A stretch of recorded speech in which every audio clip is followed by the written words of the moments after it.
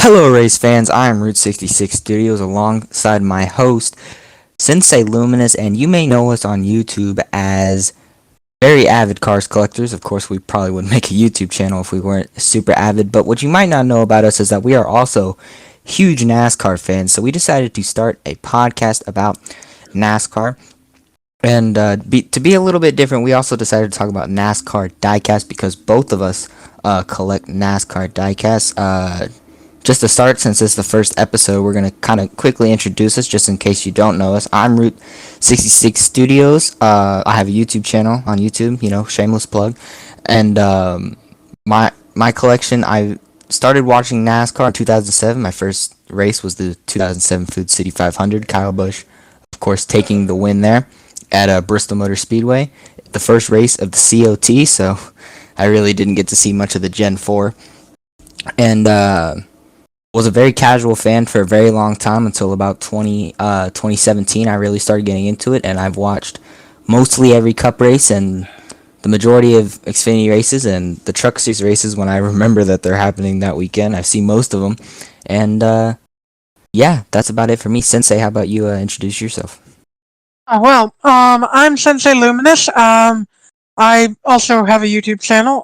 So go check that out. Yeah, shameless plug here too. Yep, don't worry. Both of the links will be in the description if you guys want to go check us out. Yep. And funnily enough, my first time watching NASCAR was also in 2007 with the 2007 Daytona 500. The heartbreaker finish where Kevin Harvick just barely inched out Mark Martin. And I've been a hardcore fan ever since. Been to Chicago Land a couple times for practice. Was the Indy once for the race, 2013. And I'm mainly a follower of the Cup Series, although I've been watching more Xfinity lately and occasionally catch the trucks when they're on. And yeah, that's about it. Except for the fact that I have literally a huge collection of diecast. Yes, that was one of the first things I wanted to talk about. Of course, the two things we talk about mostly on this podcast are, of course, our NASCAR diecast collection, as well as just diecasts that are coming out soon. What are some of your proudest parts of your collection, Sensei? Well, I'd say personally that the collection that I'm most proud of right now is the 2007 collection I've amassed over the years. Mainly because it was my first year watching. I started buying the diecast then. And I'm pretty proud to say that I have all but 3 drivers that got a diecast that year. The 3 that I don't have are Johnny Sauter, JJ Yeley, and Reed Sorensen. That is nothing short of impressive. Of course, 2007 probably one of the most difficult years to complete. I don't really have my collection's not that huge. I do have a couple pretty cool pieces. Like Jimmy Johnson's rally car. I got a Richard Petty Plymouth Superbird in my collection. I got a J.D. McDuffie car from the year that Racing Champions did a bit of a tribute in 1992. Of course, the year after his tragic accident at Watkins Glen that took his life. They made a little tribute car to him. They released the next year, so I do have that in the collection. A couple pieces here and there. It's mostly the majority of it is just the basic stuff. I'm still getting most of the basics down. But just the more like the older stuff is the stuff I'm more proud of, and then of course some of the most recent stuff. But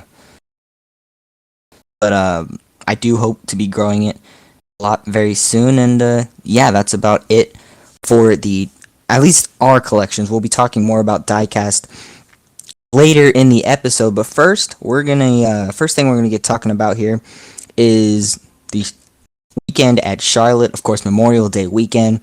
Well, first we're gonna start off with the Truck Series. Congratulations, John Hunter Nemechek. I believe his second win this year, if I'm correct, Sensei.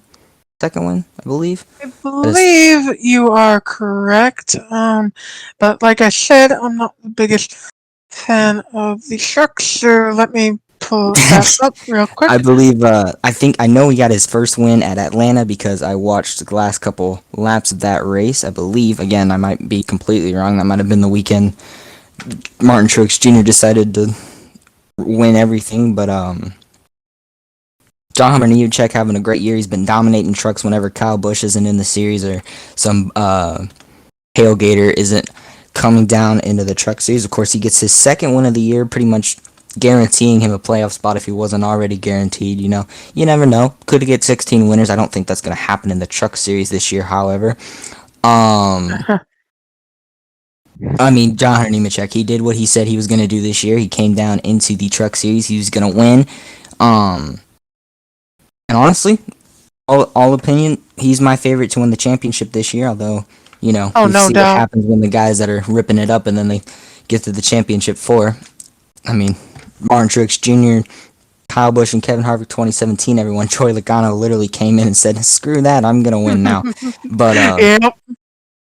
God, I hate Joey Logano. But anyway, John Hunter Nemechek, of course, my personal favorite to win the championship this year, if it's not going to be like Sheldon Creed or, I don't know, my dark horse to win might also be Carson Hocevar.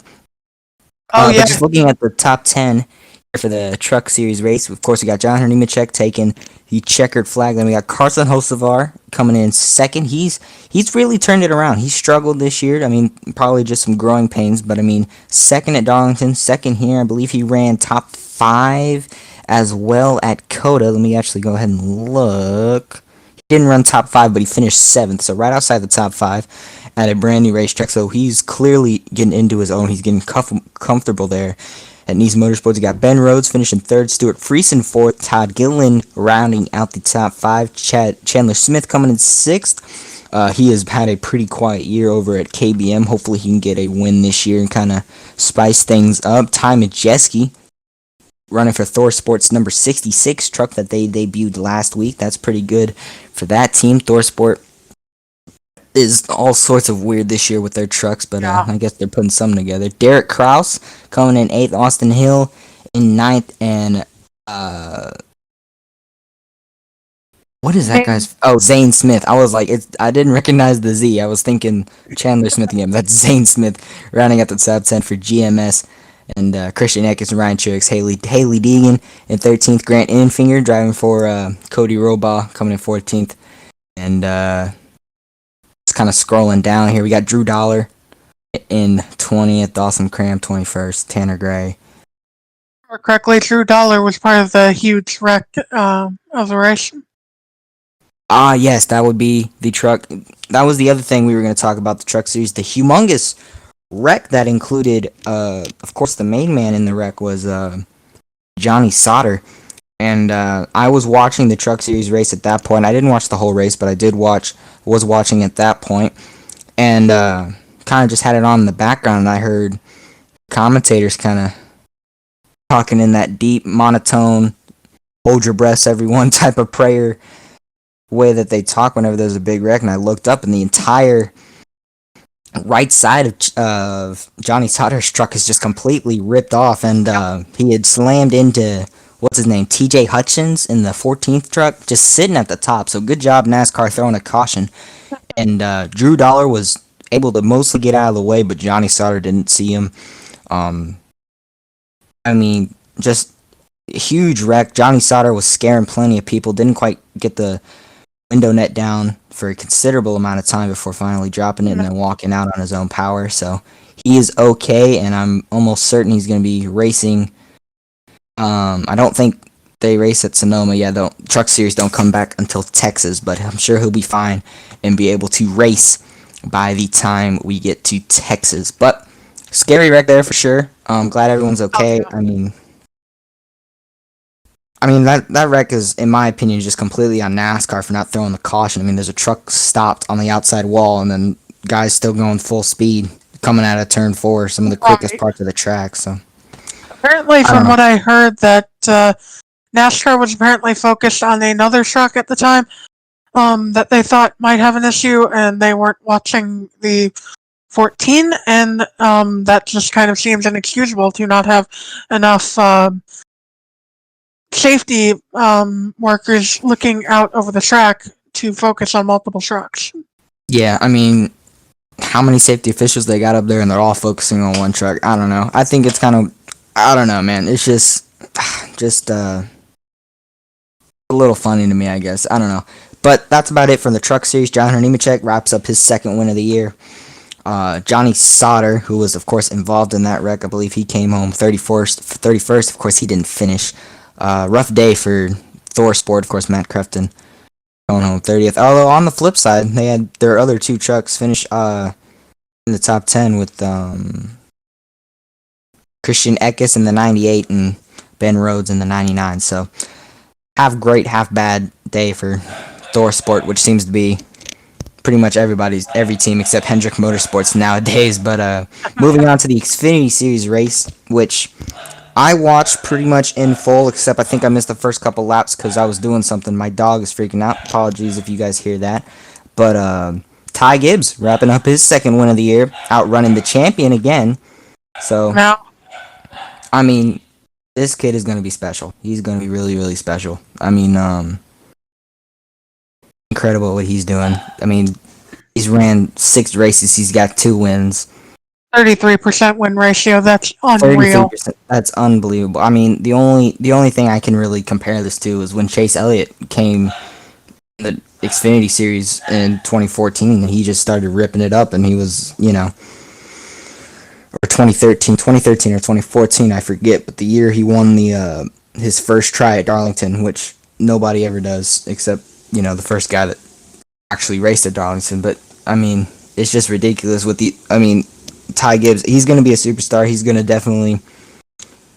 be one of the guys that Joe Gibbs Racing has to hand the throne to one of these days once Kyle or Denny or Martin leaves. And Martin's not leaving anytime soon. Of course, he just signed a contract extension, or at least it's in the talks, so he's not leaving anytime soon.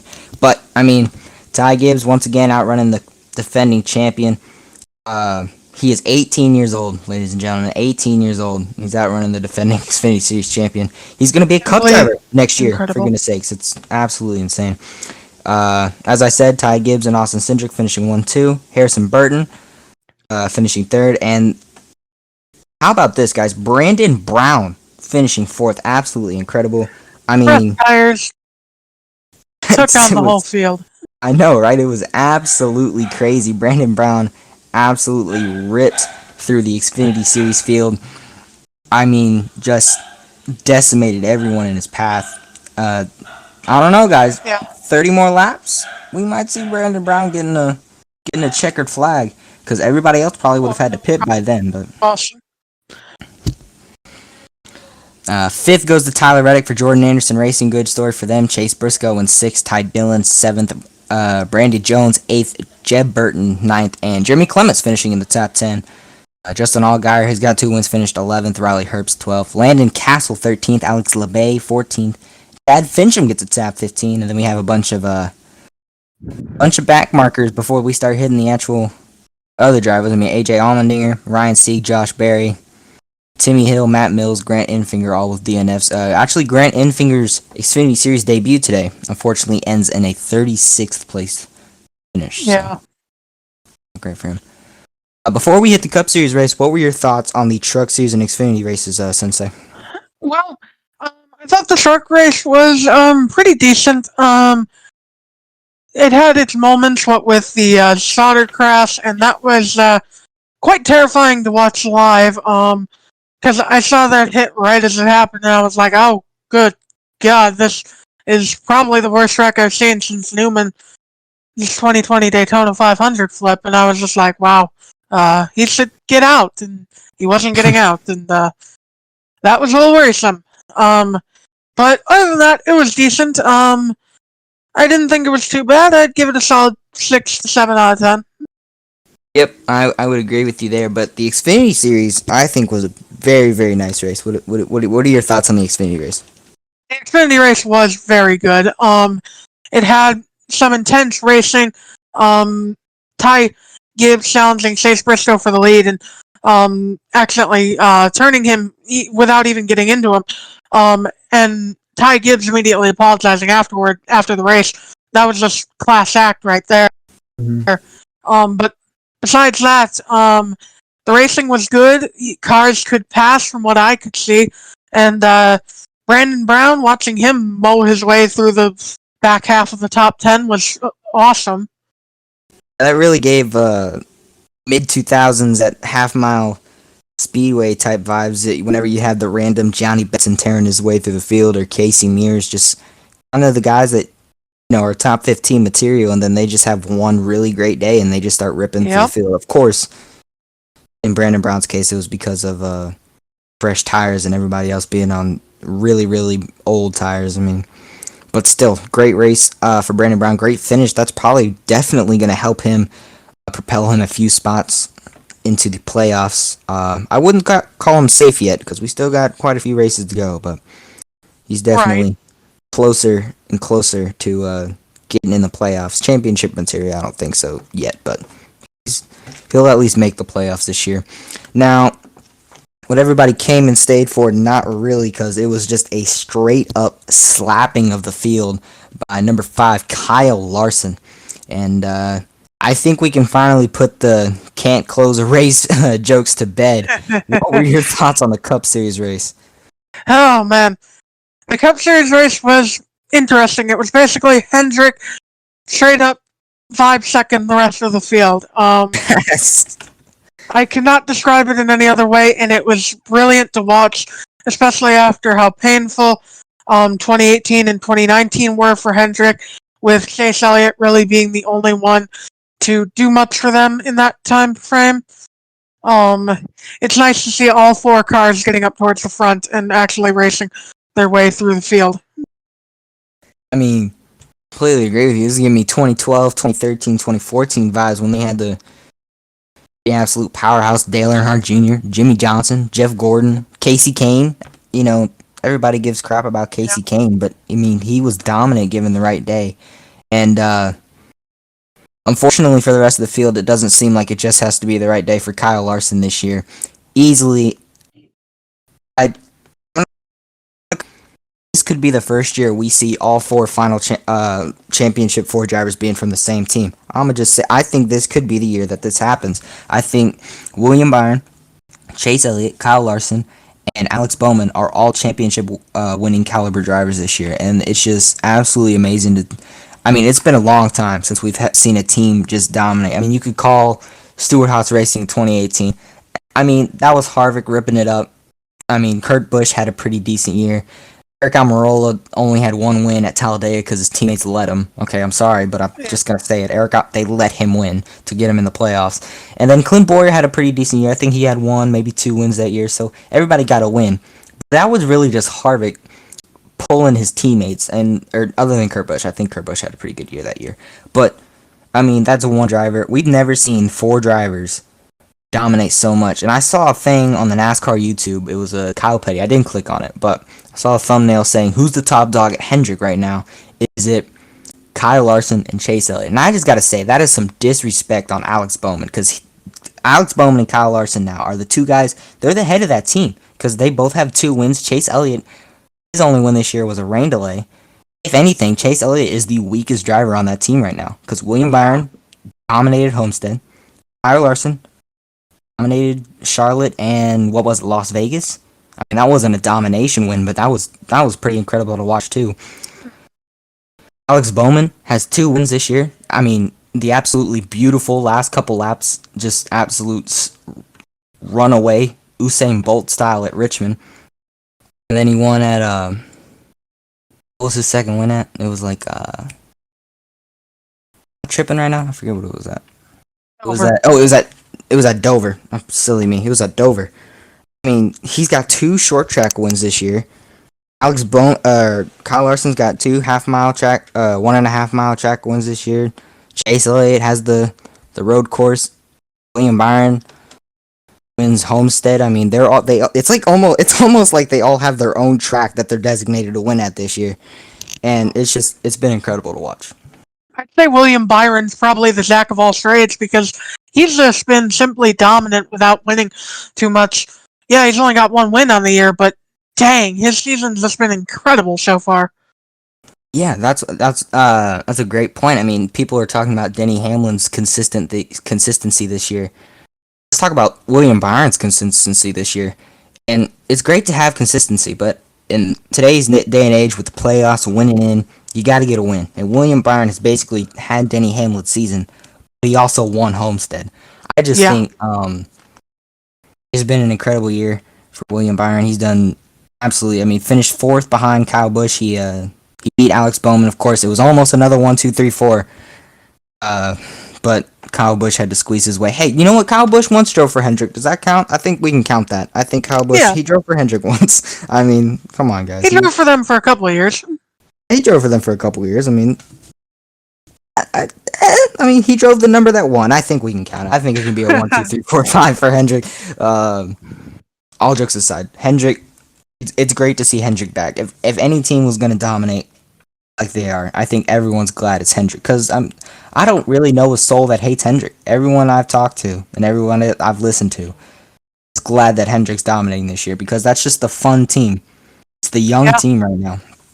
But yeah, so that's all I got to say on that.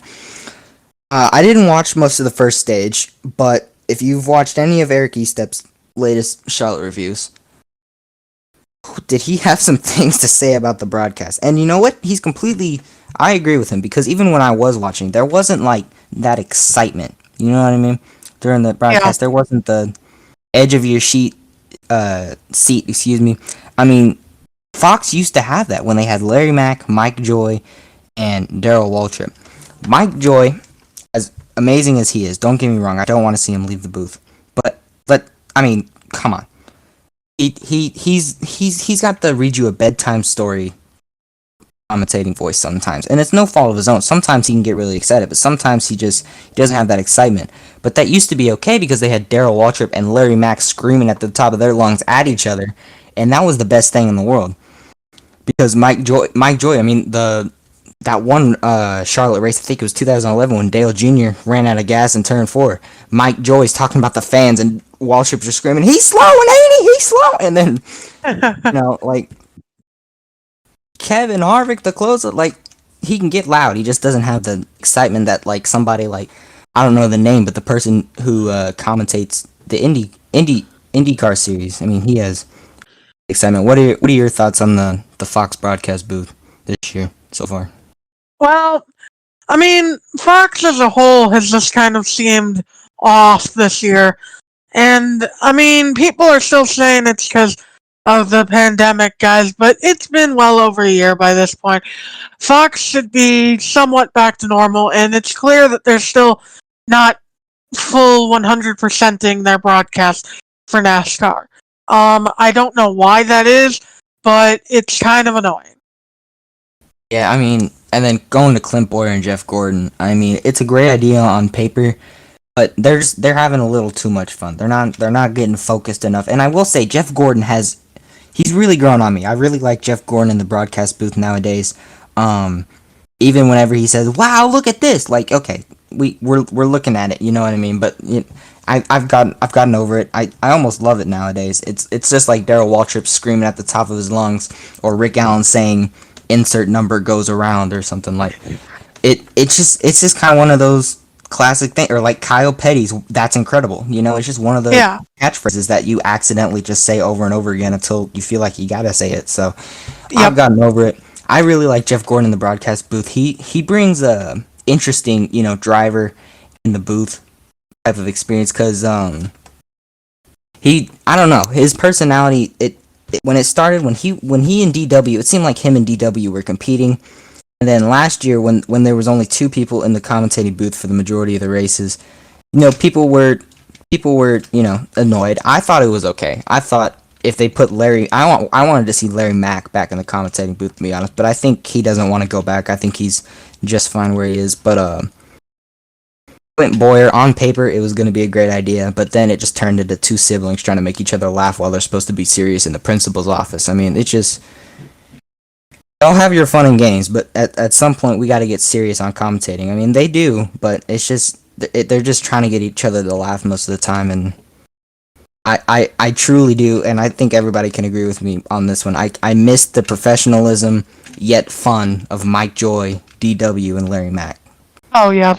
I know people didn't really like DW at the end of his broadcasting career, but I wholeheartedly disagree there. I liked him the whole way through. He was a unique talent in the booth, and they haven't quite been able to fill his slot since. Yeah, totally agree with you there. So yeah, I believe that's all we got for Charlotte, unless you got any closing remarks here about it or I anything. mean, looking at the finishing order, real quick, it's just your standard affair. I mean, shout out to Stenhouse in 12th. That's a pretty decent run. Um, Bubba Wallace and Daniel Suarez bringing their new teams top 15s. Eric Jones with a 16th and Corey LaJoie in a 19th. That's pretty good for that Spire Motorsports team. But I just really want to talk about Stewart Haas Racing for a hot minute. Here we go. Stuart Haas Racing. Oh boy, you go ahead, Sensei. You go ahead, because oh boy. Yeah. Stewart Haas Racing, where do I even begin? I mean, Kevin Harvick's doing his... Well, even Kevin Harvick's fallen off a fair amount from where he was last year. Harvick was leading the points, I believe, at this point last year. Right now, he's sitting 9th. Which, well, that isn't that bad. It's a steep fall off from where he was. And the other Stewart Haas Racing cars, I just want to say, what are you guys doing? I mean, alright, look. I know that teams can sometimes have off years. Hendrick had off years back in 2018 and 19. But still, I mean, this race... Yeah. Go ahead. This race, none of them really had any issues, like wrecks or anything. And the other drivers finished 21st, 22nd, and 23rd. They finished behind Michael McDowell and Corey LaJoie in the running order. Yeah, I mean, this is getting to the point where it's 2018 Hendrick Motorsports. I mean, you have one guy really pulling the team, and the rest of them are just sitting there with sitting on their hands, just not knowing what to do. And you can blame and here's my deal with Stewart Haas Racing. Cole Custer, Chase Briscoe. The equipment's not there, and you're a rookie. You just got to give the free pass. Okay, Cole Custer. Yeah. Next year he's got to do something. I mean, last year he had a win in Kentucky.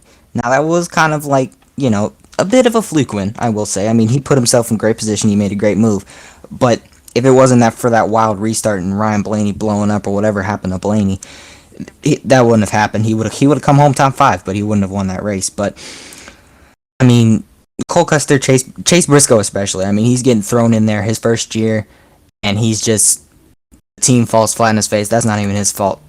Yeah. But we need Eric Almirola. We need to have a serious talk about where Eric Almirola needs to be next year, and in my opinion, it doesn't need to be Stewart Haas Racing, because yes, there's sponsorship, but I just think Stewart Haas Racing next year, in my full opinion, they either need to bring in a veteran that, you know, is actually viable next year, or they just need to go to a 3-car team, because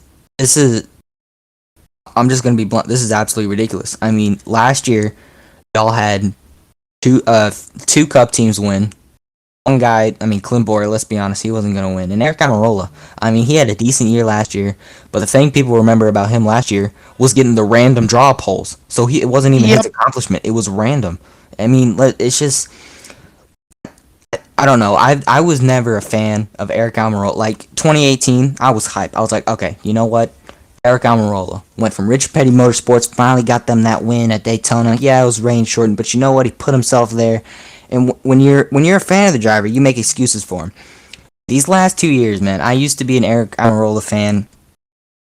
It wasn't my favorite or anything, but I used to, you know, I cheer for him.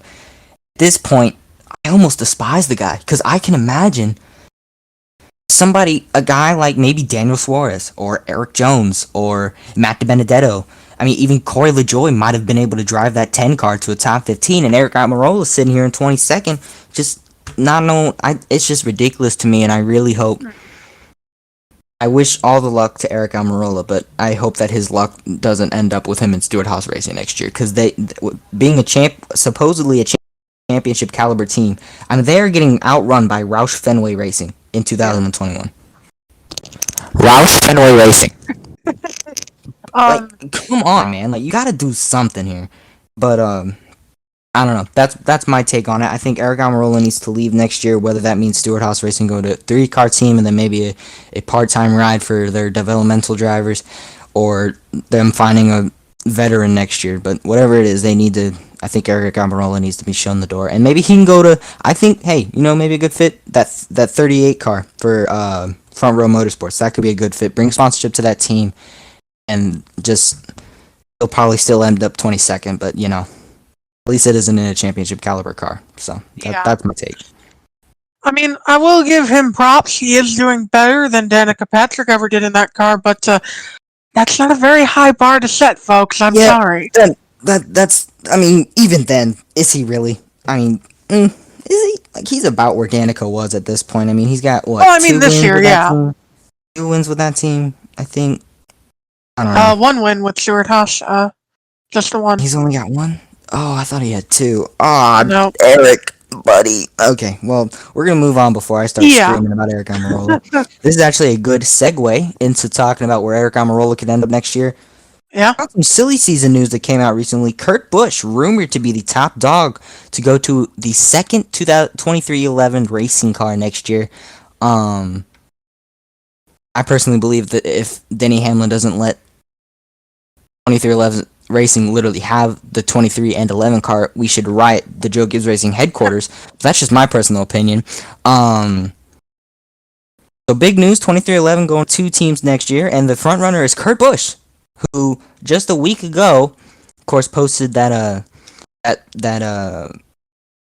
fan account, that kind of troll account, and did the fake, Kurt Busch is retiring, and then Kurt Busch, of course, below posted a video with his face photoshopped onto some movie or TV show scene where it says, "I'm not stinking," insert curse word here, leaving. He said that a bunch of times. So Kurt Busch not retiring this year. Of course, put that little teaser out before the season with Monster Energy. Almost made it seem like it was his final year. I really loved that video. I thought it would be a good way to end it. And then Kurt Busch, in Kurt Busch fashion, turns back on us. I just gotta say, I love the Busch brothers.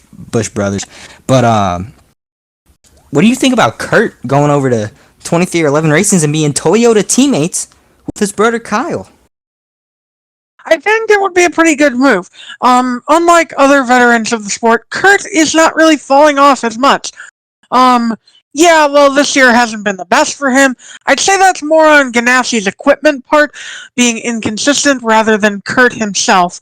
Now, the thing I will say, though, is no matter what a driver says, you can always don't take that as 100% certainty, because we all know that Jimmy Johnson, at some point at the end of 2019, he said, "I still got a couple of years left in me," and then 2020 was his last year. So do not I think every NASCAR fan can say thank God for that, because it was not getting better. I mean, it's clear that I'm sorry. I'm extremely sorry, Jimmy fans. I like the guy. I really like the guy, but I'm sorry. He was the one that was falling off at the end there. 2018 and 2019, that was a joint combination of him and the team, but 2020, I'd say that was more hit on him rather than the team. Yeah, I agree with you there. But I think this is mainly a move to develop Bubba Wallace, and please, Bubba, please, I'm begging you, please get a win at Talladega. That'd be the best story ever. Just my personal opinion, but if you have to wait for your first win, do it at Talladega. That's just a quick little side thing, in case he's watching, which he's not, but just in case he is. Please do that. Anyway, Yes. This is going to be a big move, no matter what. I don't think there's ever been a time where Kyle and Kurt were even in the same manufacturer together, because when Kyle was at Hendrick and running Chevys, Kurt was either at Roush running Fords or at Penske running Dodges, and then of course when he moved to Toyota, this is going to be Kurt's first time in a Toyota. So that's just a cool little side nugget there. But it'd be cool to see.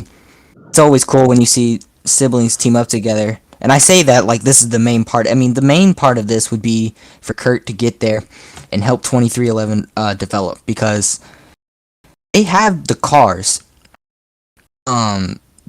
They don't seem to make the right adjustments. Let's be honest, Bubba Wallace got stuck.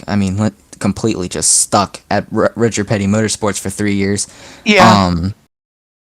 It just, that wasn't ever gonna work. I'm sorry, Bubba, but that just... Right. Not with Richard Petty Motorsports and the thing that they are now, but with if Kurt moves over there, they can find they can learn how to make the right adjustments. Let's not forget Kurt Busch is the NASCAR Cup Series champion, of course, 2004, I believe. I mean, he Yes. dominated. I mean, he didn't leave Roush. I think he probably would have gotten maybe one, maybe two other more championships, but that's beside the point. Kurt, I mean, he's a great driver. He has the experience. At this point, he's kind of in the paradise part of his career. He's mellowed out because, good lord, early 2000s he was not mellowed out, or late 2000s, early 2010s he was not mellowed out. Yeah. Put it lightly. Um, he's mellowed out now. He's having fun. I mean, he's running well, and he's running top 10 and top 20 equipment.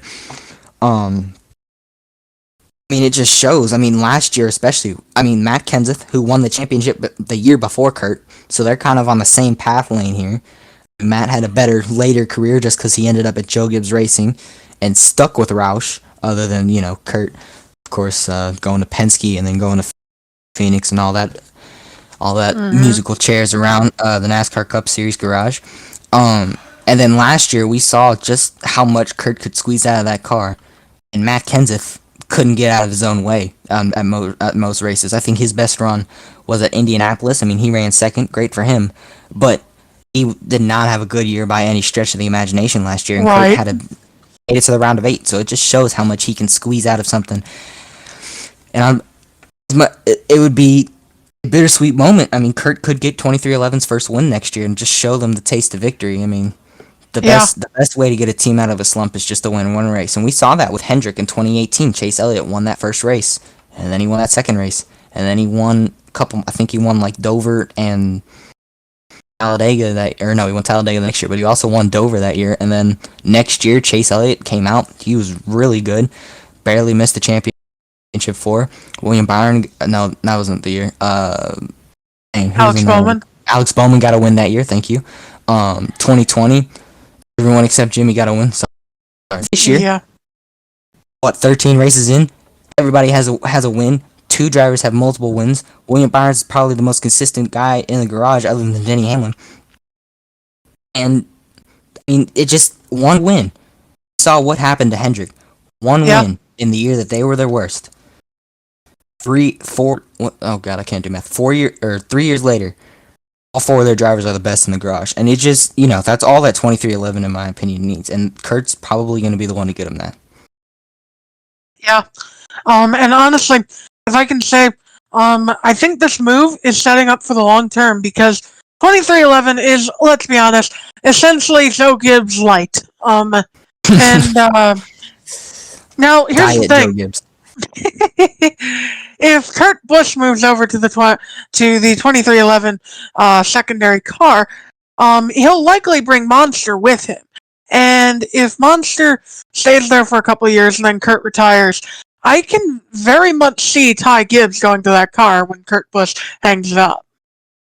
Oh, that would be amazing. That would honestly be beautiful. I mean, at that point, Denny Hamlin's probably retired, or maybe he even moves, kind of does what a Kimi Raikkonen did in Formula One. He goes from Ferrari to Alfa Romeo because he knows he's kind of done winning races, and he just kind of wants to hang out and still be on the grid. He went to Alfa Romeo, which is Ferrari's second team, which is like their developmental junior team. So he went down there, and I mean, honestly, I would love to see Denny do that because maybe that means that 23XI Racing could have the 23XI, which I've been campaigning since it was just announced that Michael Jordan and Denny Hamlin were even talking to each other. I mean, that's what I've been campaigning for.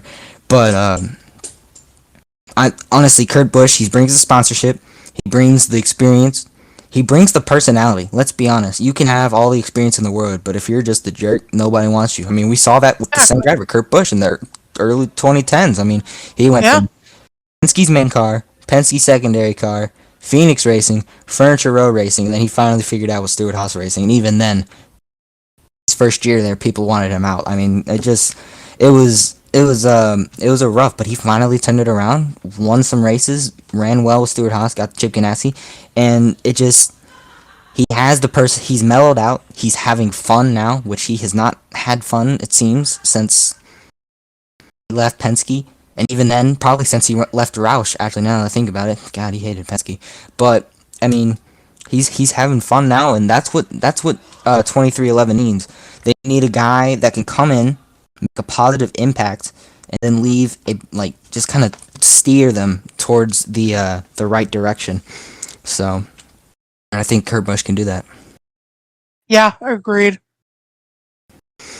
Well, before we go on too much of a tangent about that, that's about it for that silly season news. But we're gonna keep talking about silly season here. Our other main kind of nugget of silly season news is Brad Keselowski leaving Penske Racing after 12 years, I believe, 9 years removed from his maiden and so far only NASCAR Cup Series championship. At the time was NASCAR Sprint Cup Series.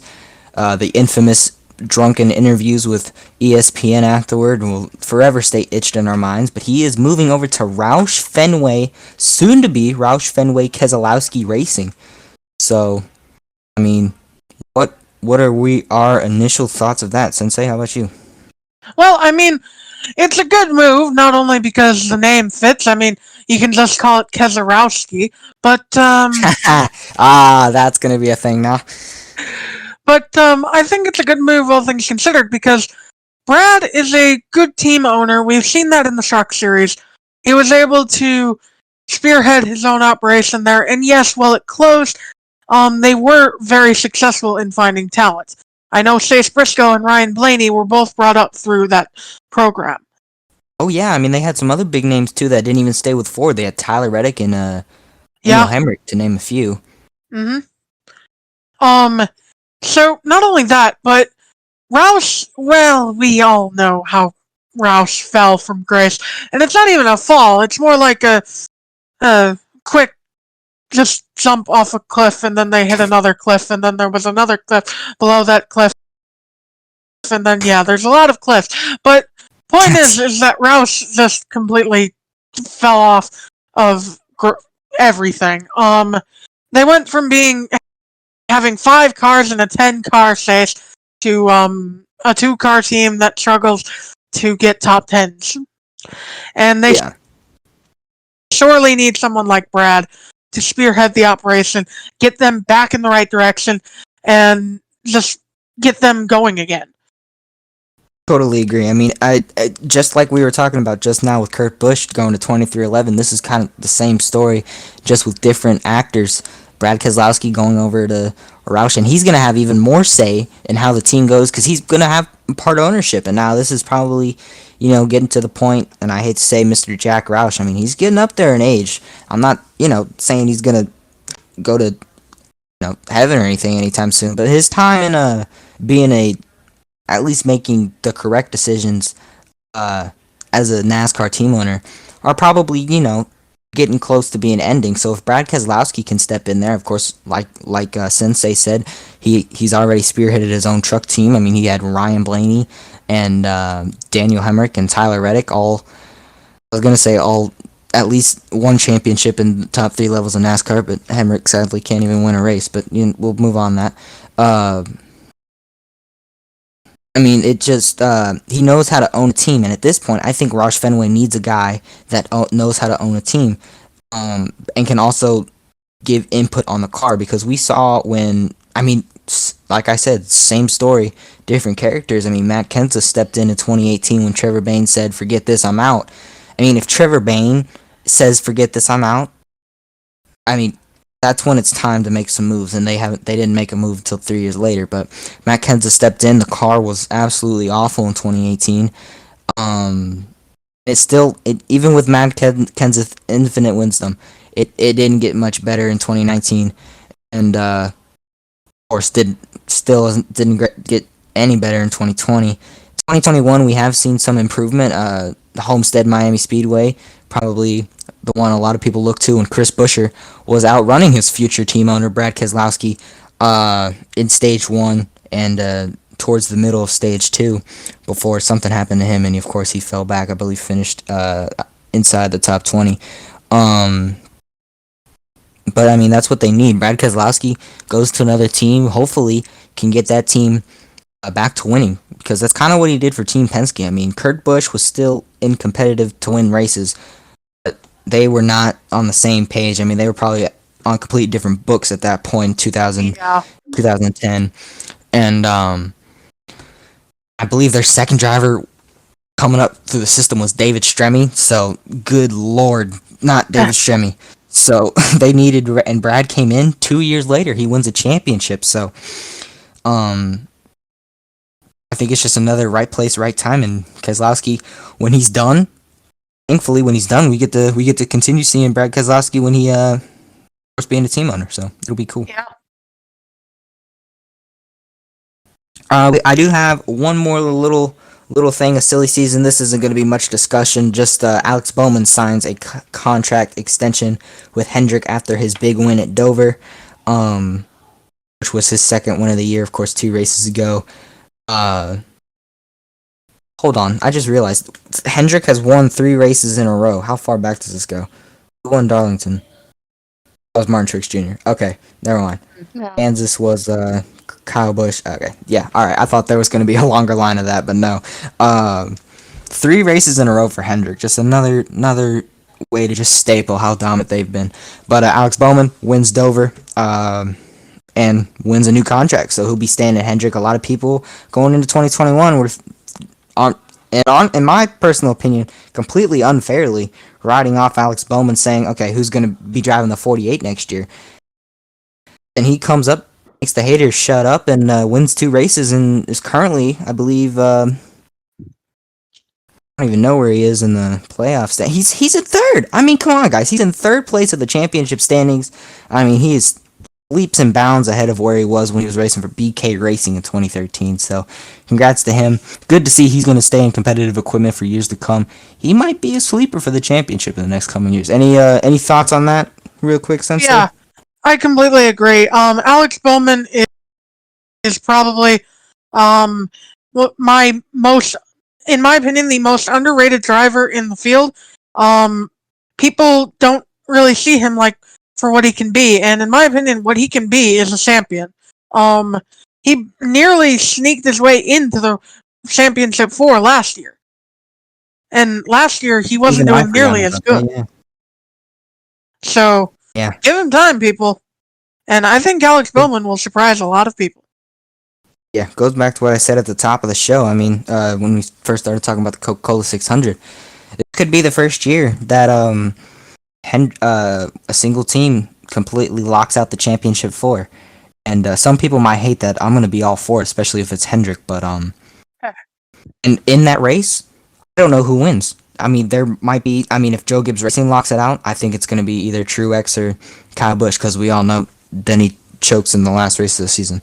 But and Christopher Bale being a rookie, I mean, Stewart House Racing, that's obviously going to be Harvick. I mean, you can go down the list of teams that have the opportunity to lock out the championship 4. You all kind of have the clear favorite or the clear top 2. Not with Hendrick. Any 4 of those guys, I think, can win the championship this year, and we wouldn't be surprised. I mean, Alex Bowman, Yeah. William Byron might be a bit of a shocker, but right now, Chase Elliott, defending champion, Kyle Larson has completely rebounded and has shown that not only did he outrun Chip Ganassi Racing Equipment by my leaps and bounds, but also he's come back. You know, at this point, I truly believe that he was, his apology was sincere. I'm sure a lot of people did. Everybody's over that. He's getting outside sponsorship from like Valvoline, Freightliner.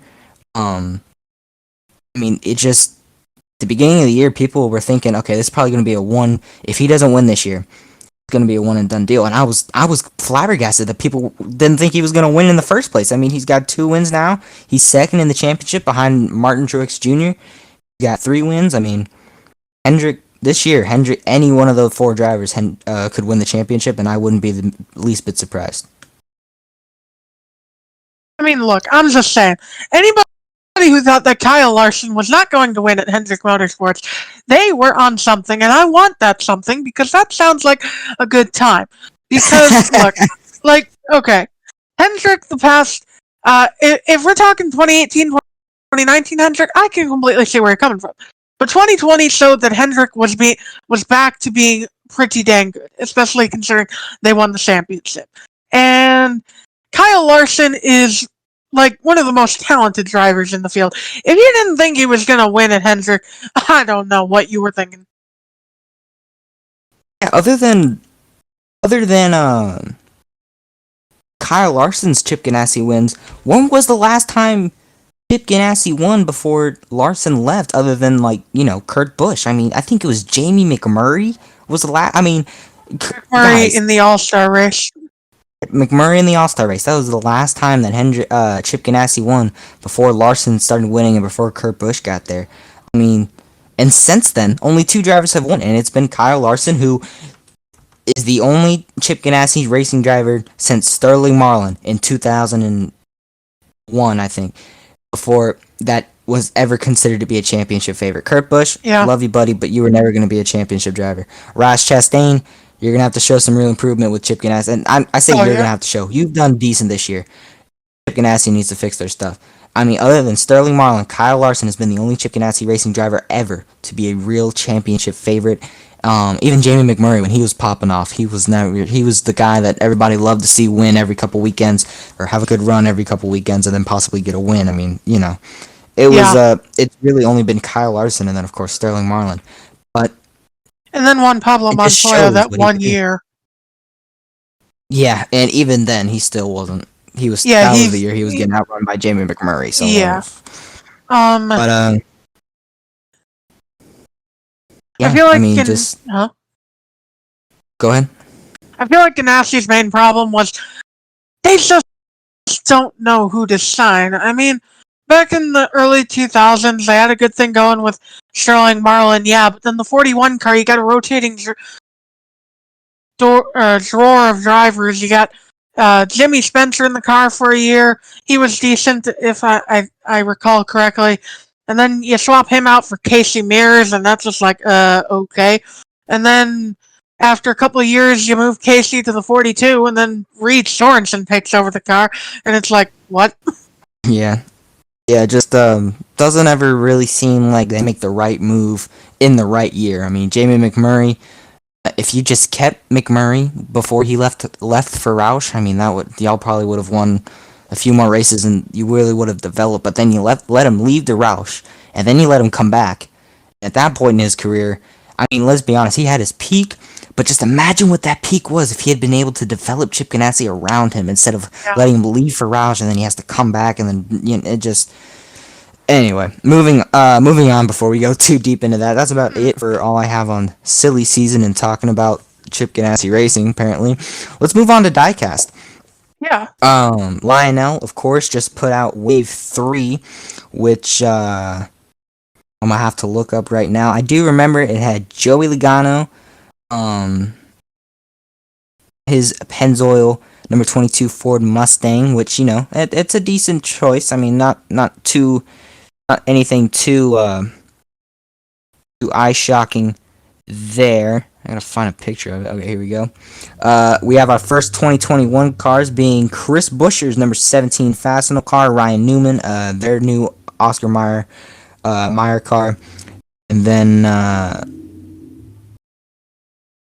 I believe that was it for actual first seen in 2020 cars, 2021 cars. Excuse me. We also have two Chase Elliott cars. One being his Hooters pink car, his 2020 championship car, of course with the 2020 championship emblem. Kyle Busch's Skittles zombie car, Ryan Blaney's Dex imaging car, Kevin Harvick's Mobil 1 car, and Eric Almirola's Smithfield car. So this is, of course, after the All-Star Wave, so thank God we're seeing regular diecast again, because Jesus Lord, Lionel, why an All-Star Wave? Just put them in the Gold Series. I'm not going to buy them, like, jeez Louise. But what are your thoughts on Wave 3? I think it's alright. It's certainly not the best wave I've ever seen. The Roush cars are certainly good. Although I've seen Chris Buescher a lot, and I have barely seen the wave, but every store that has had the wave that I've been to has had Chris Buescher's car and not much else. Seems like he's the unpopular one of the wave, which I don't understand. But Ryan Newman's car is also pretty good. And Chase Elliott's cars are also decent. I have not seen them at all. I want that pink Hooters car. That's a nice car. Joey Logano's car, well, they're gonna include that in every single year of Authentics. Yeah. I mean, come on. At least they got it out of the way early this year. Usually it comes like middle of the year, so at least it's early. Yeah. Blaney's car, we just got this car, guys. Come on. We just got it like Wave 7 of 2020. Kevin Harvick, Mobile 1. At this point, I'm getting tired of seeing this car. It always happens every year, but unlike Logano's car, it always hangs around a lot longer than it should. And Eric Almirola's is a decent pick, too. And Kyle Busch's car is probably one of the best ones in the wave. Yeah, I mean, going back to what you were saying about we just got the some of these cars, I personally already have the Eric Almirola, Kevin Harvick, and Joey Logano cars. So when you have a small collector such as myself, and I have third of your wave, something's wrong. And I mean, I'm just glad if they're gonna do a bunch of the same cars every year. I'm glad. I will say I will disagree with you a little bit. I'm glad they got them out of the way early so that later in the year we can get more 2021 stuff. So I'm glad when we're still getting some of the 2020 leftovers. That's when they got released instead of in the middle. You know, we could get this Corey LaJoie car, but instead we get Joey Logano's Pennzoil car in like wave 8 or something. But I do like this wave for the highlights anyway. I think I'll be picking up the majority of this wave, you know, if I have the money. The only car I think I might skip out on, even if I do have the money, is probably Chase Elliott's championship car, just because of the ugly championship logo on top of the thing. Just put it on the deck lid. Lionel, we don't care that much. We just want a diecast. Chase Elliott's Hooters car. I love his Hooters car. Newman's Oscar Mayer car. You already know I got to pick that up.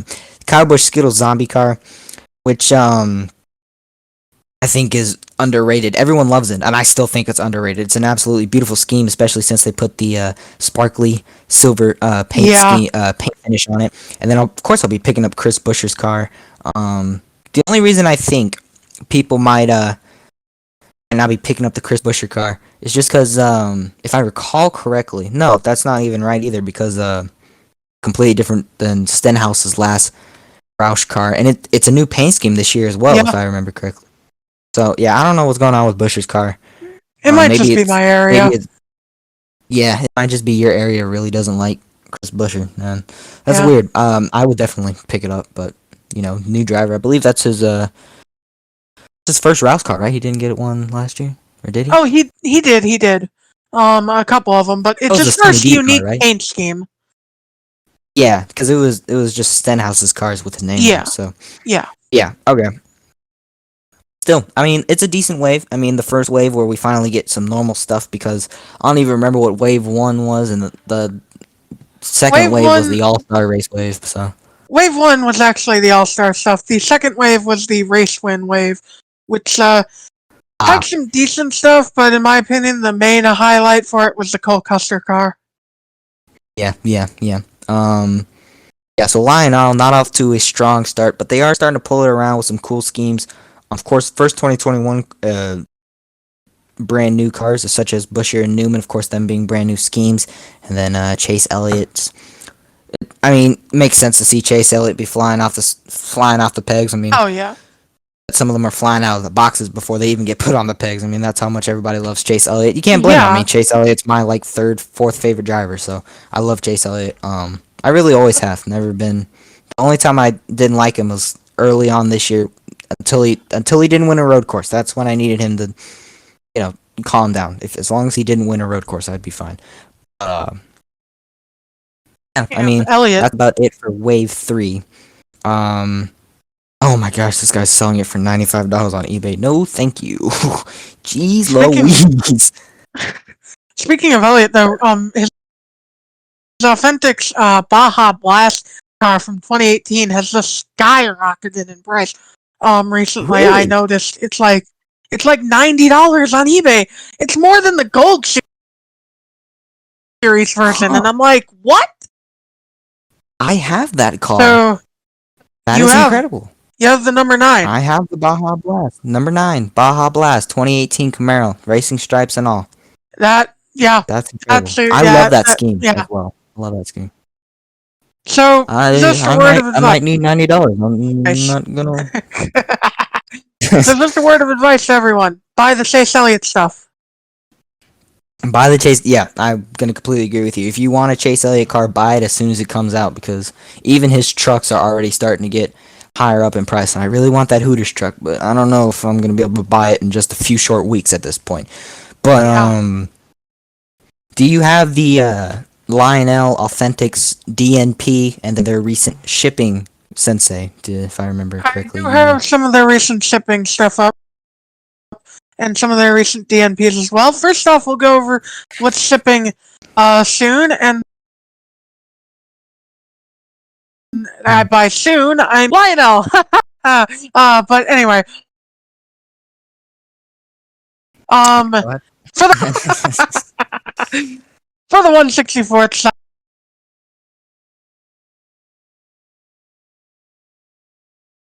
side, we got Pennzoil in. Wait, Pennzoil. Oh, I think that sell Pennzoil. Wait, does that mean it's the yellow scheme he runs at Las Vegas? I like that scheme. I prefer it with the black I'm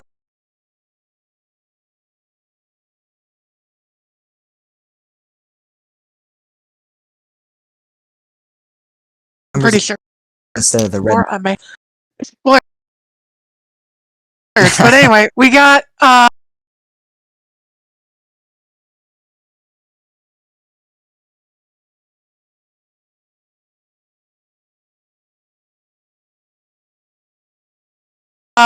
Harvick's, but then we got two Bubba Wallace cars actually.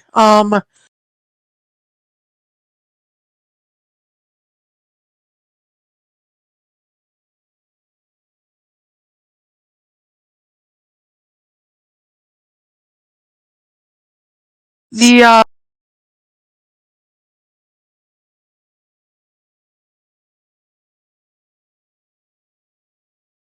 show car and the DoorDash car. I love that. I need to get that diecast like immediately, but yes. And my personal standout for this shipment, Corey LaJoie's Saluter Systems car. all right. Now before we hit the 124s, because I'm gonna be honest, I don't collect 124s. I'm gonna let you talk about them for the people who do, but just give me a minute. We gotta talk about the Right. 164s. So I mean, par for the course. Got Joey Logano Pennzoil car. Glad that it is the standalone Pennzoil car. The one that he runs at Las Vegas a lot. I hope it's the one with the black numbers, but I believe he ran the red numbers last year.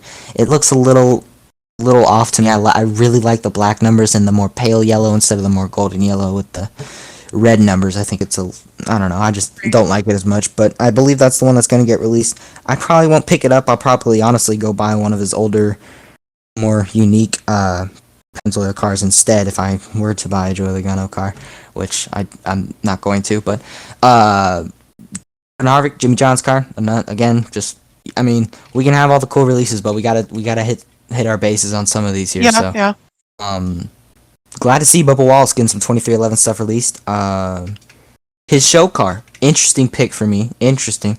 Was not expecting them to make it diecast. It's kind of like when they released the back in 2013 when they released the Ford Fusion, Toyota Camry, and the Chevy SS Gen 6 show cars. Yeah. I actually have the Ford Fusion, and I'm scared to look at the prices of the other two. I might not have to complete the collection, but I don't even want to look. I'm just scared it's going to be $87. But and then his DoorDash car again. I mean, even as exciting as it is, that's going to have to be par for the course until they as long as they have that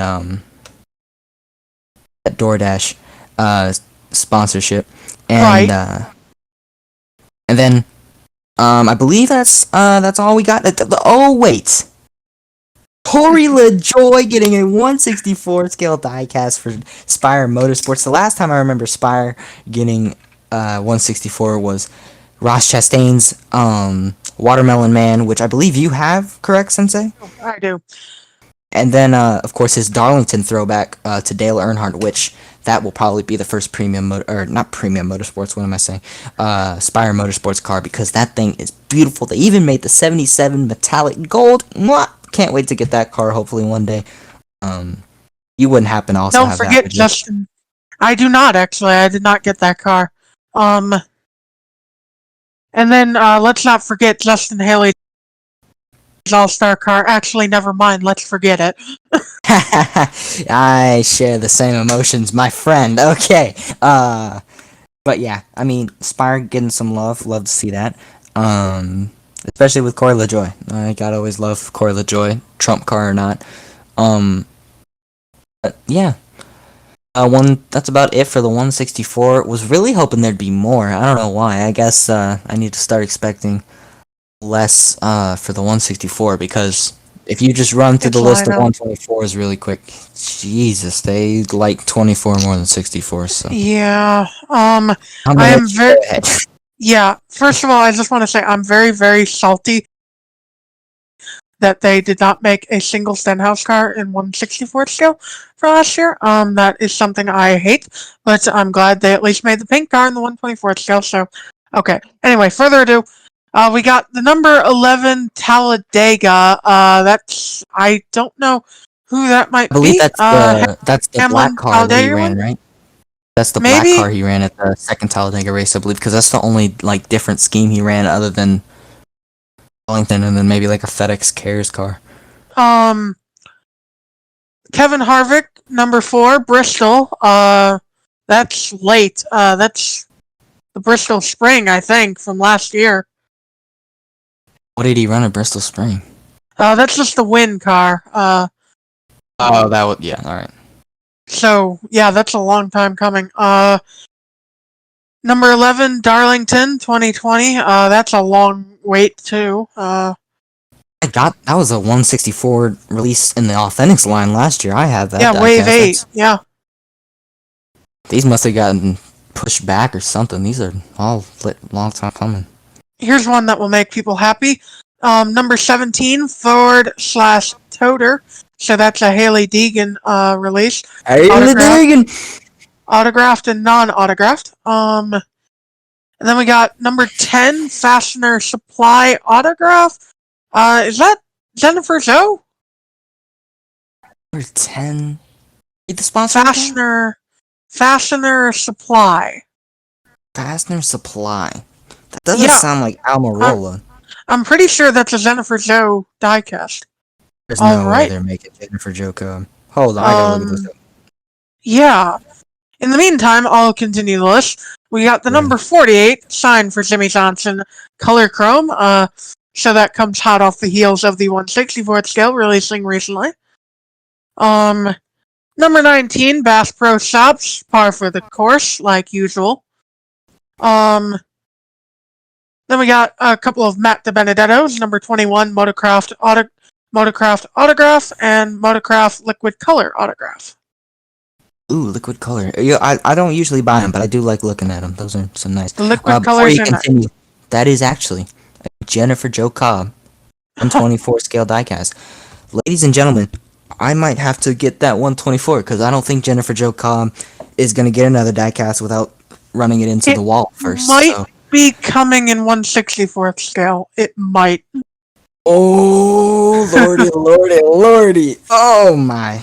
All I'll right, keep have to going. check, but then we got a couple of Stenhouses, the number 47 Kroger Pink Color Chrome, and the Color Chrome autograph. That's going to be a nice looking one. The pink's going to be amazing in Color Chrome, unless Lionel pulls Lionel and makes the white the Color Chrome. Oh god, no, they're gonna do it. Then we got the number 2 champion all, so that's Sheldon Creed in like all the shrimp colors.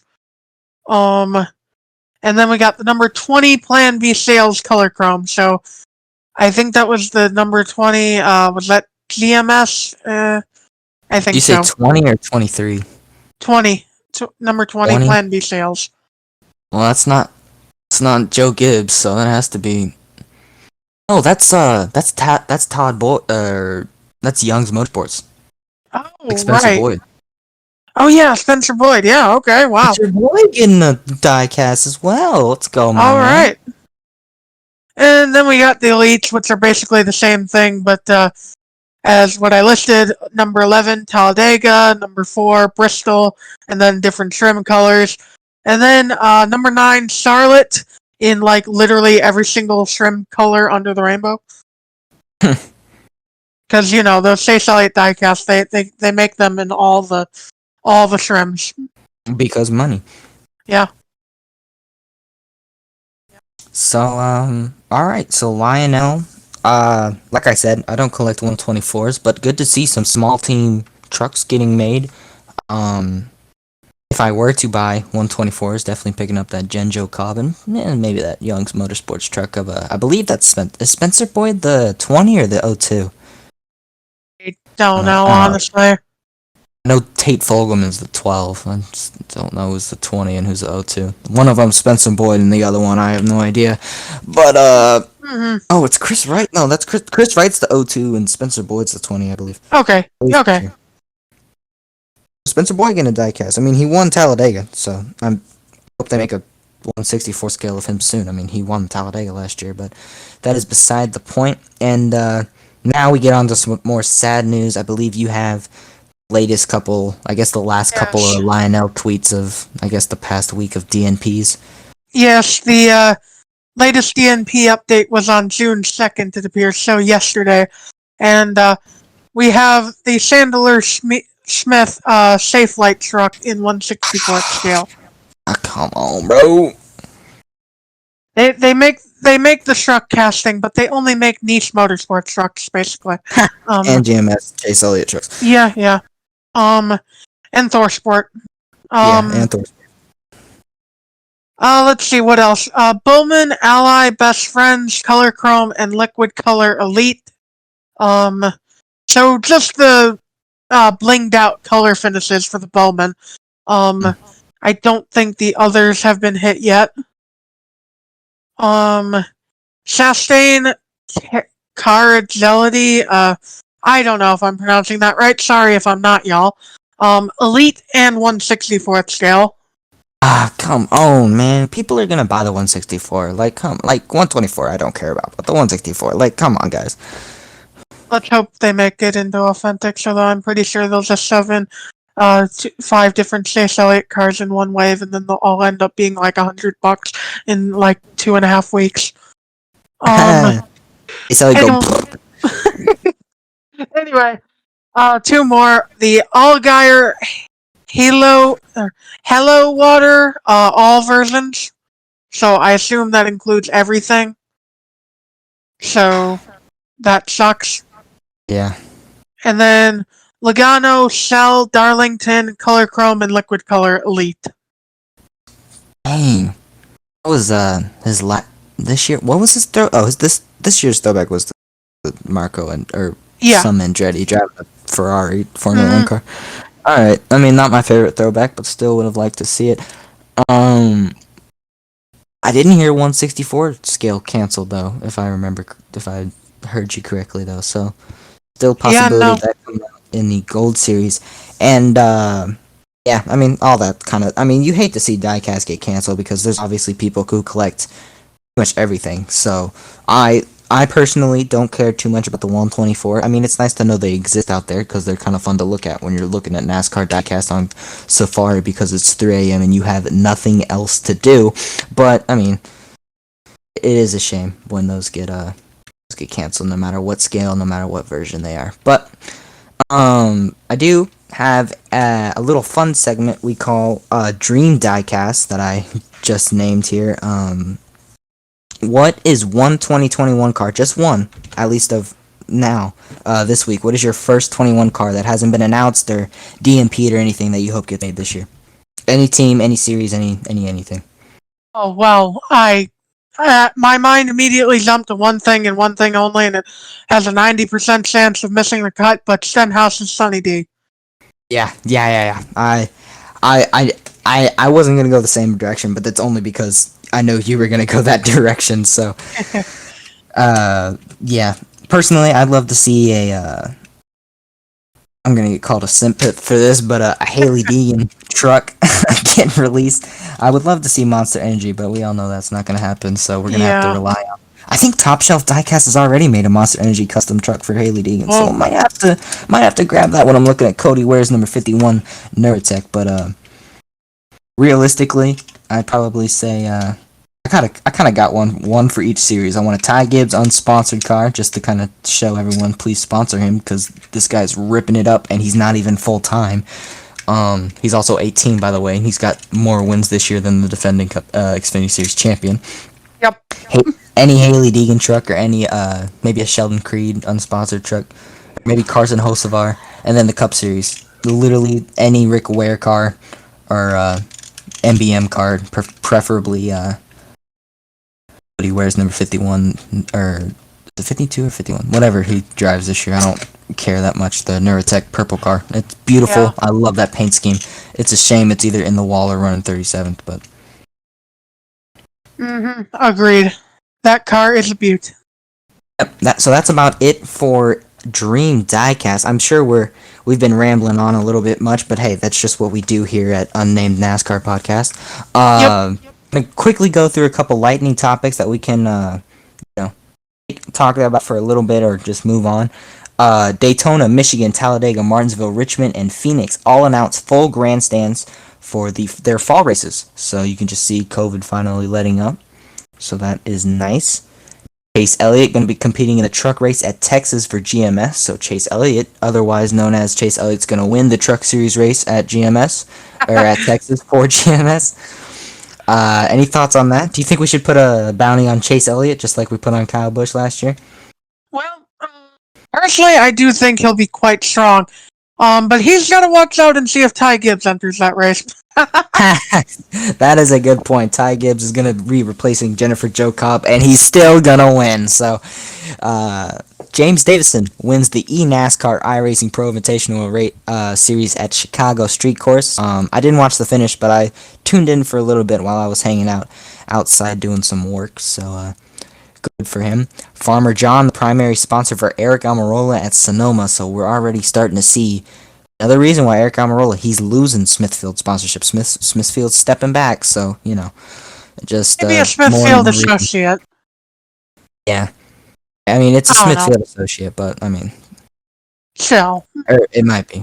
Still, if you're not putting your main brand on the car anymore, it's...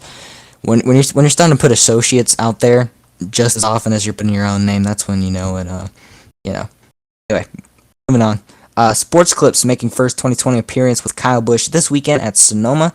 I personally like Sports Clips on the 18 car. Yeah, it's not that bad. It's a nice change of pace that isn't cursed. Heck, like the Stanley Tools paint scheme he ran earlier in the year. Like, what the heck? Yeah, or Interstate Batteries on the 20 car, because what? Anyway, Yeah. Or DeWalt on the 19 car. Jeez, Joe Gibbs just likes to mess with us sometimes. But Yep. NASCAR to run iRacing event on Chicago Street Course. It could lead to actual NASCAR updates. So basically, I think that I'm not going to read too far into that, but that just looks like NASCAR. It's kind of obvious at this point. NASCAR's trying to set up a Chicago Street Course event in the near future, at least. And if I could, if not 2023. Yeah, if I could give a little input on this, this would be my new home track. I'd love to see it. And based on the iRacing event alone and no actual factual statistics whatsoever, it seems like it would be a track where Quinn Half would do good at. He got a ninth place finish. You keep dreaming, my friend. All right. Mike Joy. Now, this is interesting news. Mike Joy is to compete in the historic Trans Am race at Sonoma. Of course, not the guy I would think would be competing in Trans Am out of the Fox booth. Literally 2 NASCAR Cup Series winners, one of which is a 4-time champion, one of which finished second in the championship in 2012 with Michael Waltrip Racing and Clint Boyer. And it's the other guy, the one that's been calling races for 20 years. I guess he knows how to at least turn the wheel and hit the gas properly because he's been watching NASCAR for 20, 30 plus years, but he'll be racing the Trans Am race system. No, I might have to check into that race, see how he's doing. Agreed. Chase Elliott is the favorite to win at Sonoma. When is he not the favorite to win at anything that has right turns? I'd say Martin Truex Jr. is up there too. Yeah, that is true. William Byron ran well last year. Ran well at Watkins Glen, I believe. Oh yeah. Last year before decided to pile drive Kyle Busch. William Byron returns to the Truck Series, drives second entry for Rackley WAR at Nashville Super Speedway. Who is Rackley WAR? Do you know? Do not know. Co-owned by Willie Allen and Curtis Sutton. Um, yeah, I don't know who that is, but William Byron will be driving for them, kind of like a Tyler Reddick driving for our Motorsports or Jordan Anderson Racing in the Yep. Xfinity Series. So. And General Motors breaks ground at Charlotte Technical Center. So I mean, you know what's new. But, Yeah. yeah. Before we get into Sonoma, we're gonna talk playoff standings after Charlotte. First place, Martin Truex Jr. He's got 3 wins and 486 points. Second place goes to the number 5, Kyle Larson, 2 wins, 557 points. Number 3, 48, Alex Bowman, 2 wins, 405 points. Fourth place, 24, William Byron, 1 win, 557 points. Fifth place goes to Chase Elliott, 1 win, 21 points. Sixth place goes to Joey Logano with a win and 506 points. Seventh place goes to Ryan Blaney, 1 win and 482 points. Kyle Busch in 8th with a win and 476 points.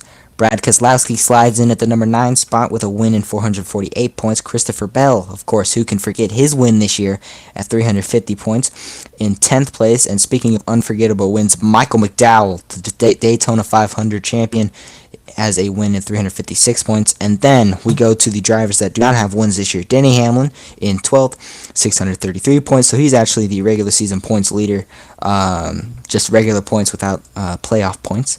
Kevin Harvick in 13th with 468 points. Austin Dillon in 14th, 407 points. Tyler Reddick in 15th with 376 points. So hey, both the RCR guys inside the playoffs this year. And Chris Buescher is in 16th with 370 points.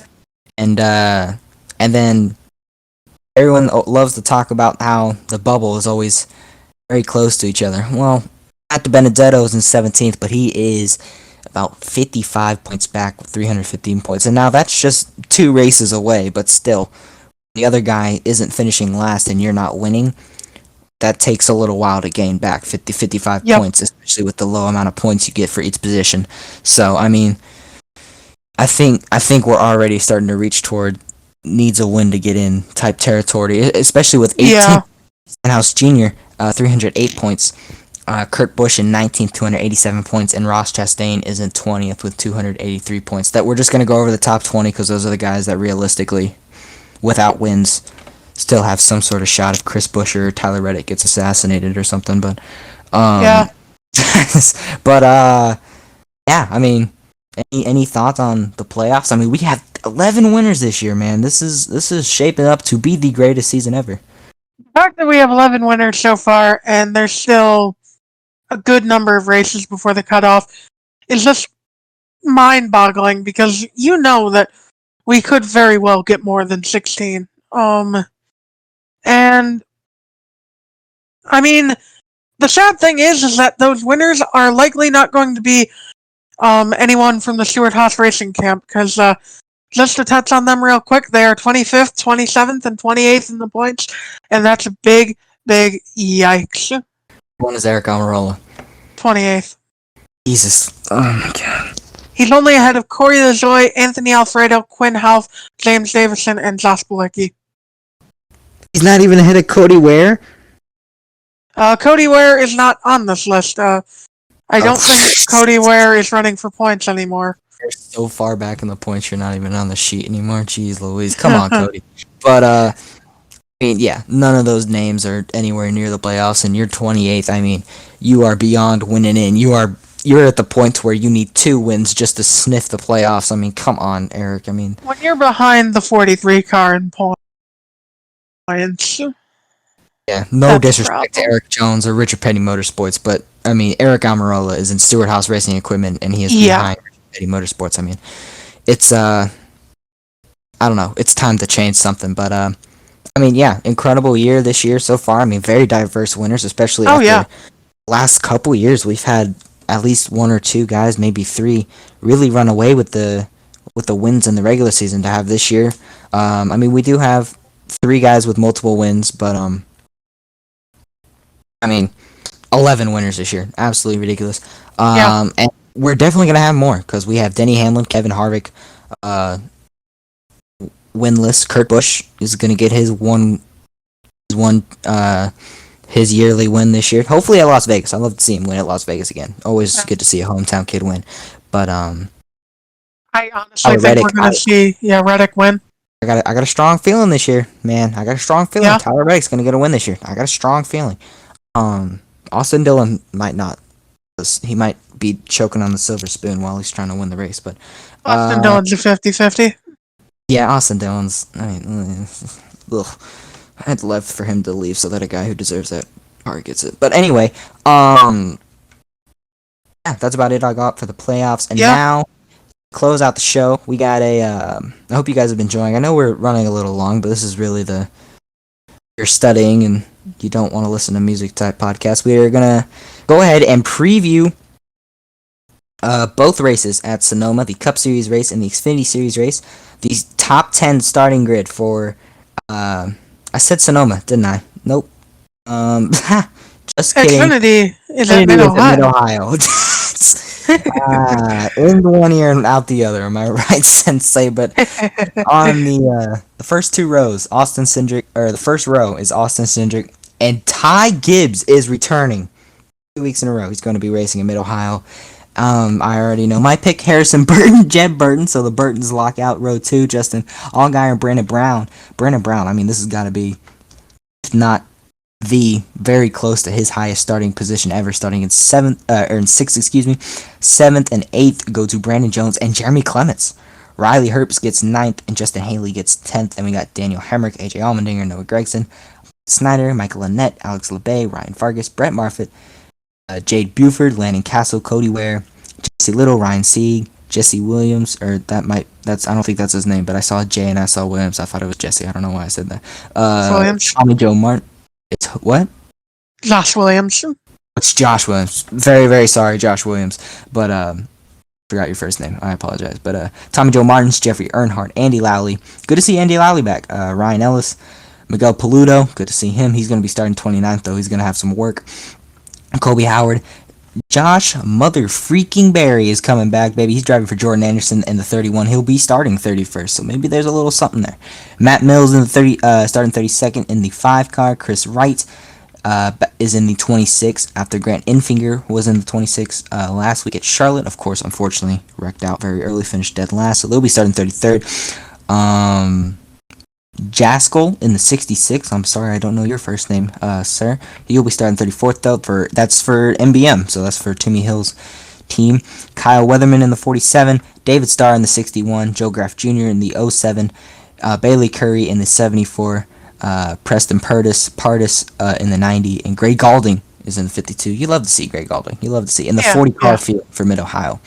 So, yeah, that's going to be starting lineup for the Mid-Ohio sports car course. Always love going to Mid-Ohio for the Xfinity Series. Hope to see the Cup Series there one day. If they're not there this year, I know we have like 800 road courses, so Mid-Ohio I don't think they are. But yeah, it would be cool to see. Yeah, what are your expectations? I think it's going to be a great race. Xfinity Series always puts on good shows at road courses. Yeah. I guess we can go picks. Who are you picking to win at Mid-Ohio for the Xfinity Series? Well, realistically, I'm going to say Ty Gibbs. But what I really want to say is Andy Lowley, because I feel like in that R Motorsports car, he has legitimate shot to contend. Yep, he ran well at COTA, if I remember correctly, in that 23 car. So. He did pretty decently.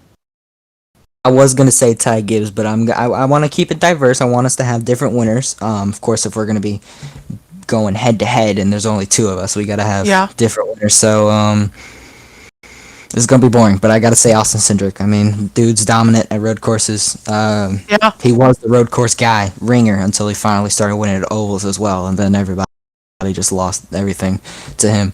But yeah, I'm gonna pick Austin Cindric. You're picking Ty Gibbs. I expect a good race. I unfortunately expect I have a feeling it's gonna be a bit of a wreck fest. I say wreck fest. 1 or 2 guys spinning in the same corner. Probably one big wreck at the beginning or on a restart or something, and then that should be it. And then hopefully a last lap battle like we had at Watkins Glen between Austin Cindric and AJ Allmendinger a few years back. But that happens again, I would hope to see AJ Allmendinger win that battle, though. But yeah, that is what we have for the B&L Transport 170. Good luck to you all. It's on Saturday, June 5th, 12 p.m. Central Time. So, of course, it's at Central Time, so adjust to where you live. And then it's going to be on Fox Sports 1. I hope you guys all watch the race, because that's going to be a good one. Xfinity Series always puts on good shows at the road course. Now going to the Cup Series. Everybody's favorite road course, or at least my favorite road course, until they started adding more road courses. But you get the point.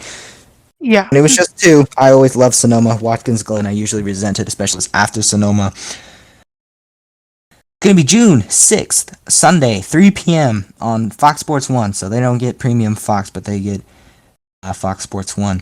Starting lineup. We're going to run through the starting lineup rather quickly, because I'm sure we're pushing the time a bit. I mean, we're probably way past the time, but you get the idea. We got Kyle Larson, Chase Elliott, William Byron. So the first 3 already Hendrick. Then we got Denny Hamlin, Kyle Busch. Austin Dillon gets the 6th spot. Alex Bowman. Love how all 4 Hendrick guys are starting inside the top 10. Yeah.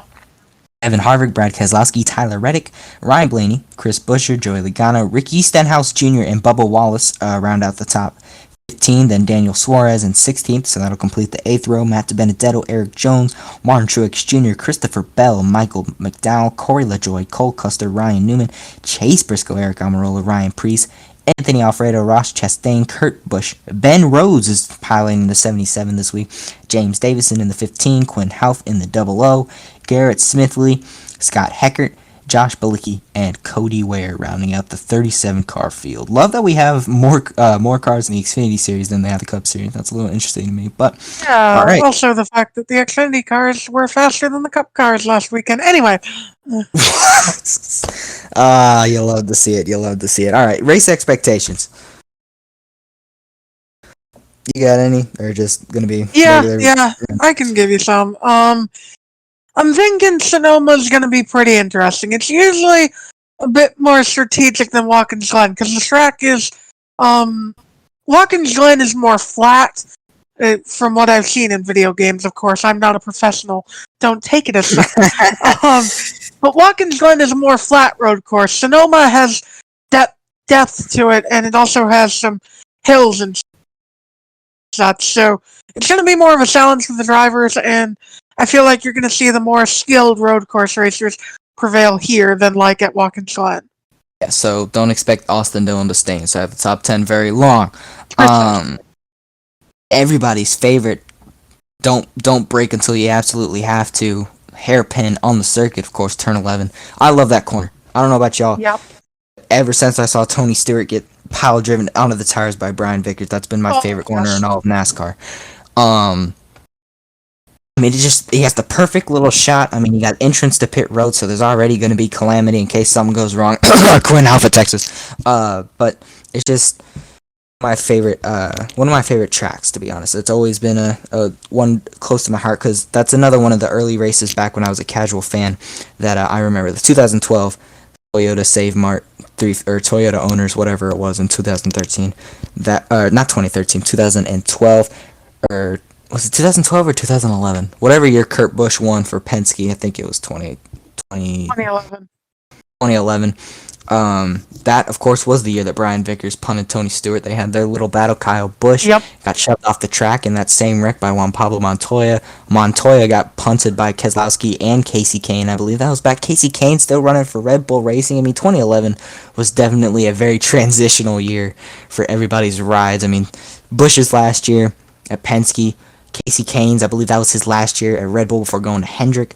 I mean, it was kind of a transitional year for a lot of drivers. Their last years or their first years or whatever. That was the last year before, what's their name? Germain Racing switched over to Fords and adopted the white, blue, and green paint scheme over the, in my opinion, nostalgic blue and red paint scheme. But all right, race winners. Who you got winning the Toyota Save Mart 350? Well, I would say Martin Truex Jr., but he's starting fairly deep in the field, so I'm gonna switch my pickup, and I'm actually gonna go out on a limb and say William Byron. Really? I just think he's got a good shot this year with his consistency and his seemingly pretty good road course racing skills last year. I like what you're thinking. I like the whole out on the limb, but I'm gonna scoot past you and go farther out on the limb. Okay, I'm gonna be like hanging off the branch with a pinky at this point. I'm going Tyler Reddick to win the Toyota Save Mart 350. In starting 10th. I don't know. I think he's ran good enough, and I just think there's going to be some sort of strategy magic this year that ends up with Tyler Reddick winning this race. It's going to be one of those. It's like Kurt Busch. He's not that great at road courses, but 2011 he absolutely dominated. Don't know why. He just had the car, and I think Tyler Reddick is going to have the car this weekend. Just one of those gut feelings that's absolutely horrendously wrong, and he's going to end up finishing 25th. But yeah, that's going to be my pick, Tyler Reddick. Yeah, Surprised neither one of us picked Chase Elliott. Well, I mean, hey, Chase Elliott, he's a good road course racer, but he's kind of that one that everybody can think of winning the road course, so I wanted to pick something a little different. He's also the guy that everybody knows is going to win, but they want to pick someone else to seem different, so that's what we did. But, yeah. So yeah, closing remarks, Sonoma. I think Sonoma's going to be fun. After that, we got the NASCAR All-Star Open at Texas, and then the NASCAR All-Star Race all at Texas, and then we're going to Nashville. Pocono doubleheader, and then I'm not going to go too far, but that's for the Cup Series at least. Truck Series will return at Texas, so they're not going to be racing this weekend. Xfinity Series is going to be racing at Ohio, so everybody kind of in different places this week. Yep. Can't wait to see the Truck Series come back. They do take a lot of breaks. I'm pretty sure they have the shortest season, but to be fair, they're also the youngest. Well, to be fair, they got the oldest and the youngest drivers, I feel, in NASCAR. Just the older guys love the trucks for some reason. I don't know why. Yeah, like Matt Crafton. Yeah, Matt Crafton. Wish. You know what? I actually don't, because he replaced Paul Menard a couple times, and that didn't go so well. But yeah, I mean that's about all I got. Hope you guys enjoyed the first ever NASCAR podcast. I'm sure we'll have a title by the time we post this. Hopefully it'll be out on Friday. I'll be editing it. We're recording this Thursday night. I'll be editing it tonight. Uploading most likely Friday morning, Friday afternoon, Friday night, whatever. And yeah, hope you guys did enjoy. I'm sure the NASCAR Weekly podcast is on right now, so I guess I'm going to have to go watch the rerun of that. Hope you guys did enjoy. I'm Route 60 Studios. This is my co-host, Sensei Luminous. We're going to be... Until next week, see you next week. Yes, see you next week.